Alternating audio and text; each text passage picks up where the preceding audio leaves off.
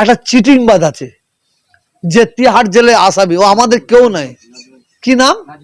কি কি সিদ্দিকি? ও সিদ্দিকি ওরকম হলো, তাই নাকি? ও সিদ্দিক হয়ে গেছে?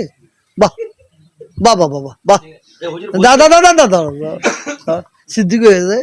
ব্যাপারটা হচ্ছে ও আপনি ওর সম্পর্কে জানবেন, ও হিজড়েদের টাকা মেরে খায়, হাজিদের টাকা মেরে খায়। আমি বলবো না, লোককে জিজ্ঞেস করবেন, লোককে জিজ্ঞেস করবেন। দাঁড়াও, হ্যাঁ লোককে জিজ্ঞেস করবে।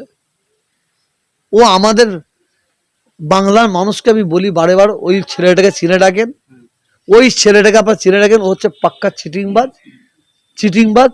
ও তিহার জেলের আসামি, তিহার জেলের আসামি। আর সেকেন্ড বলছে, আল্লাহর কসম খেয়ে বলছি, আল্লাহর কসম, খুদার কসম খেয়ে বলছি, ও আমার দাদা হুজুর গেলার আওলাদের আওলাদের আওলাদের কেউ নাই।